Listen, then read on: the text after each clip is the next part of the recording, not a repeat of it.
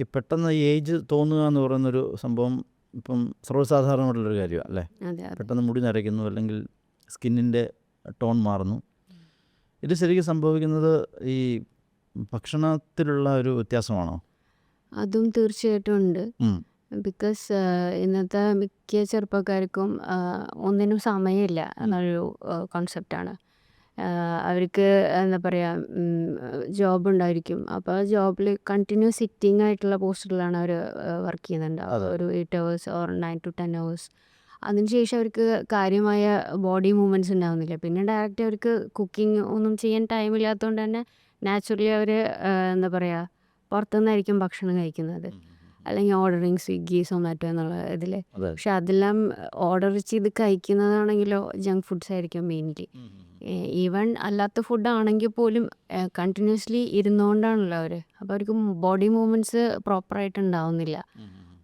അപ്പോൾ ആ കഴിക്കുന്ന ഭക്ഷണ രീതിയും എല്ലാം ഉൾപ്പെടും ഇതിൽ. നാച്ചുറൽ ആൻഡ് എന്താ പറയുക, ഹെൽത്തി ആയിട്ടുള്ള ഡയറ്റ് ഇൻക്ലൂഡ് ചെയ്യുകയാണെന്നുണ്ടെങ്കിൽ തീർച്ചയായിട്ടും അവർക്ക് എന്താ പറയുക, അതും ഒരു ഫാക്ടറാണ് ഏജിങ് ഫാസ്റ്റ് ആവുന്നതിനുള്ള കാരണം. Healthy habits, healthy foods include ചെയ്യുകയാണെന്നുണ്ടെങ്കിൽ തീർച്ചയായിട്ടും എന്താ പറയുക, അവർക്ക് ഡിസീസസ് ഫ്രീ ആയിരിക്കും കുറേ കൂടെ. അപ്പോൾ അതുകൊണ്ട് തന്നെ നാച്ചുറലി നമ്മളെ സ്കിന്നൊക്കെ ഗ്ലോ ആവാൻ തുടങ്ങും. അപ്പോൾ ഒരു ഹെൽത്തി ഹാബിറ്റ്സ് മെയിൻറ്റെയിൻ ചെയ്യണം. അപ്പം പ്രോപ്പറായിട്ടുള്ളൊരു ഫുഡ് ഡയറ്റ്സ് എന്തൊക്കെയാണെന്നുള്ള കാര്യം സജസ്റ്റ് ചെയ്യുന്നുണ്ടോ ഈ പ്രോഗ്രാമിൽ? തീർച്ചയായിട്ടും ഉണ്ട്. ഉണ്ട്. കാരണം അതൊരു മെയിൻ ഫാക്ടറാണ് ഈ ഒരു പ്രോസസ്സിൽ. അതും കൂടെ നമ്മുടെ മൂവ്മെൻറ്റിൻ്റെ ഒപ്പം തന്നെ ഡയറ്റും മെയിൻ ഒരു ഫാക്ടറാണ്. അതും കൂടെ ഫോളോ ചെയ്യുന്ന ഒരു രീതി എന്തായാലും ഇതിൽ പറയുന്നതാണ്. ഇത് ഒരു ദിവസം ഇത്ര സമയം പ്രാക്ടീസ് ചെയ്യണം, അങ്ങനെ എന്തെങ്കിലും നിബന്ധനകളുണ്ടോ? കാരണം ഭയങ്കര ബിസി ലൈഫാണല്ലോ. ബിസി ലൈഫാണ്, അല്ലേ? കോർപ്പറേറ്റ് ലൈഫ് ആകുന്നുണ്ട്. പല ആളുകൾക്കും സമയമില്ലല്ലോ.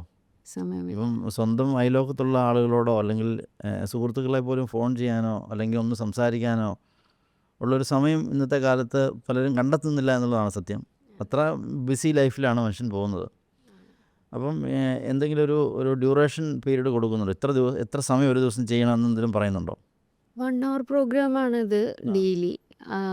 If they want real change they have to find time. അതാണ് എനിക്ക് പറയാനുള്ളത്. ഒരു 1 hour അവരുടെ സെൽഫ് കെയറിന് വേണ്ടിയിട്ട് അല്ലെങ്കിൽ ഹെൽത്തിന് വേണ്ടിയിട്ട് അവർക്ക് മാറ്റിവെക്കാൻ പറ്റിയില്ല എന്നുണ്ടെങ്കിൽ എന്താ പറയുക, ഒബ്വിയസ്ലി അവരിയ്ക്കുന്ന ആ ഒരു സ്റ്റേജിൽ തന്നെ അവർ എപ്പോഴും റിമൈൻ ചെയ്തുകൊണ്ടിരിക്കേണ്ടി വരും. അതെ അതെ അതെ. അപ്പോൾ ഈ ഏജിങ് സ്ലോ ആക്കുക എന്നുള്ളത് എന്താ പറയുക, അവരുടെ ഒരു മൈൻഡ് സെറ്റ് അപേക്ഷിച്ചിരിക്കും.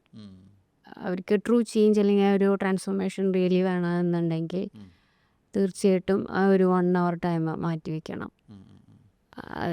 അതിൻ്റേതായ ബെനിഫിറ്റ് അവർക്ക് എന്തായാലും തീർച്ചയായിട്ടും ലഭിക്കും. കിട്ടും. ഈ ആപ്പിളിൻ്റെ ഫൗണ്ടറായിട്ടുള്ള സ്റ്റീവ് ജോബ്സ്, അദ്ദേഹം മരിക്കുന്നതിന് തൊട്ട് മുമ്പായിട്ട് പറഞ്ഞ കാര്യം, ബില്യൺസ് ഓഫ് വില വിറ്റുവരെയുള്ള കമ്പനിയാണ് അദ്ദേഹം ബിൽഡ് ചെയ്തത്. ലോകത്തിലെ തന്നെ ഏറ്റവും വലിയ ക്യാഷ് റിച്ച് കമ്പനികളിലൊന്നാണ് ആപ്പിൾ. അപ്പോൾ അദ്ദേഹത്തിൻ്റെ അവസാന നാളുകൾ, അദ്ദേഹം ക്യാൻസർ വന്നാണ് മരിക്കുന്നത്. അവസാന നാളിൽ അദ്ദേഹം പറഞ്ഞു, നിങ്ങളുടെ കുട്ടികളെ പണം ഉണ്ടാക്കാനല്ല പഠിപ്പിക്കേണ്ടത്, ആരോഗ്യകരമായിട്ട് ജീവിക്കുന്ന ഒരു അന്തരീക്ഷം. ശരിക്കും തീർച്ചയായിട്ടും. കാരണം എനിക്കും ആ ഒരു കോൺസെപ്റ്റിനോടാണ് എപ്പോഴും വളരെയധികം താല്പര്യം തോന്നിയിട്ടുള്ളത്. ഞാനൊക്കെ എൻ്റെ എന്താ പറയുക, കുറച്ചും കൂടെ യങ് ഏജിൽ തന്നെ, ഇതിലും ചെറുപ്പത്തിലുള്ള ഒരു കുറച്ച് 10 വർഷം മുന്നേ തൊട്ടിട്ട് തന്നെ ഒരു ഹെൽത്തി ഹാബിറ്റ്സ് ഞാൻ എപ്പോഴും മെയിൻറ്റെയിൻ ചെയ്യാറുണ്ട്. അപ്പോൾ എൻ്റെ ചുറ്റുമുള്ള എൻ്റെ സുഹൃത്തുക്കളും റിലേറ്റീവ്സൊക്കെ ചോദിക്കാറുണ്ട്, നീ എന്താ ഡയറ്റിലാണോ, ഷുഗറുണ്ടോ?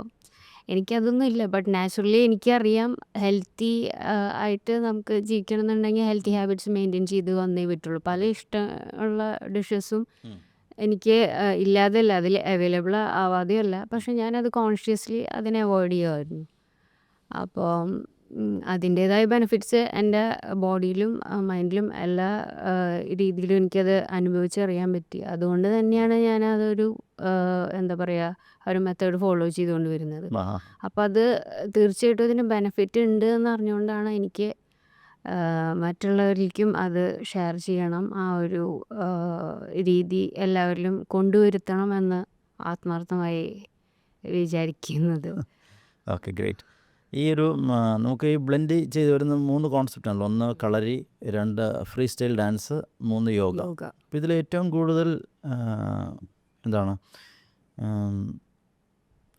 ഇതിലേതാ ഏറ്റവും കൂടുതൽ ഇഷ്ടമുള്ള മെത്തേഡ് ഏതാ? എല്ലാം ഒന്നിനൊന്ന് എനിക്കിഷ്ടമാണ്. എന്നാലും എടുത്തു പറയാൻ ഡാൻസ് എന്ന് പറയാം. ഡാൻസ് എനിക്ക് എപ്പോഴും ഒരു ഹാപ്പി. അതെന്തുകൊണ്ടാണ് ഡാൻസിലൊരു മ്യൂസിക് വെർഷൻ വരുന്നുള്ളതുകൊണ്ടാണോ? ബാക്കി കളരി പയറ്റിലൊന്നും മ്യൂസിക് വരുന്നില്ലല്ലോ. മ്യൂസിക് ഇല്ല, അതും ഒരു റീസൺ ആവാം. ബട്ട് നാച്ചുറലി എനിക്ക് ഡാൻസിനോടാണ്. ഡാൻസ് എപ്പോഴും ഞാൻ ചെറുപ്പം തൊട്ടേ കണ്ടാൽ അവിടെ ഇരുന്ന് നല്ലോണം വാച്ച് ചെയ്യും. അതിപ്പോൾ ഏത് സ്റ്റൈൽ ഓഫ് ഡാൻസ് ആണെങ്കിലും ഓട്ടോമാറ്റിക്കലി ആ മ്യൂസിക് കേൾക്കുമ്പോൾ കൈയും കാലൊക്കെ മൂവ് ചെയ്യാനൊക്കെ തോന്നും. അപ്പോൾ നമുക്ക് വീട്ടിലാവുമ്പോൾ ഇടയ്ക്കിടയ്ക്ക് അങ്ങനെ ചെയ്യും. പക്ഷെ നമുക്ക് പബ്ലിക്കാവുമ്പോൾ ആ ഒരു ലിമിറ്റേഷൻസ് ഉണ്ടല്ലോ. ആ ഒരു രീതിയിൽ എനിക്ക് ഏറ്റവും കൂടുതൽ ഡാൻസാണ് എനിക്കിഷ്ടം. ബേസിക്കലി സങ്കടം വരുമ്പോഴും സന്തോഷം വരുമ്പോഴും ഞാൻ ചെയ്യുന്ന ഒരു സംഭവമാണ് ഡാൻസ്. അതുകൊണ്ട് നമ്മൾ ഹാപ്പിനെസ്സാണ് നമ്മുടെ മൈൻഡിൽ ഉണ്ടാവുന്നത്. അപ്പോൾ ആ ഒരു ജോയ്ഫുൾ ഒരു മൂഡിലേക്ക് നമ്മളെത്തും. അപ്പോൾ ആ ഒരു മൂവ്മെൻറ്റ് ചെയ്യുന്നതോടുകൂടി നമ്മുടെ എനർജി ലെവൽ ജോയ് ആകുമ്പോൾ ഓട്ടോമാറ്റിക്കലി നമ്മുടെ എനർജി ലെവൽ ഹൈ ആവും. അപ്പോൾ എനിക്ക് തോന്നുന്നു മിക്ക സ്ത്രീകൾക്കും ഇപ്പോൾ അവരുടെ ലൈഫ് സ്റ്റൈൽ പല രീതിയിലുള്ളവർ ആയിരിക്കാം. ചിലർ വീട്ടമ്മമാരായിരിക്കാം, അല്ലെങ്കിൽ ഓവർ സ്ട്രെസ് ഉള്ളവരായിരിക്കാം. ഇപ്പോൾ ഇന്നത്തെ കാലത്ത് ചെറുപ്പക്കാരിലാണ് അധികം സ്ട്രെസ്സ് കാണുന്നത്. അതുകൊണ്ട് തന്നെ അവരുടെ ഇല്ലാത്ത അസുഖങ്ങളില്ല മിക്ക കുട്ടികൾക്കും.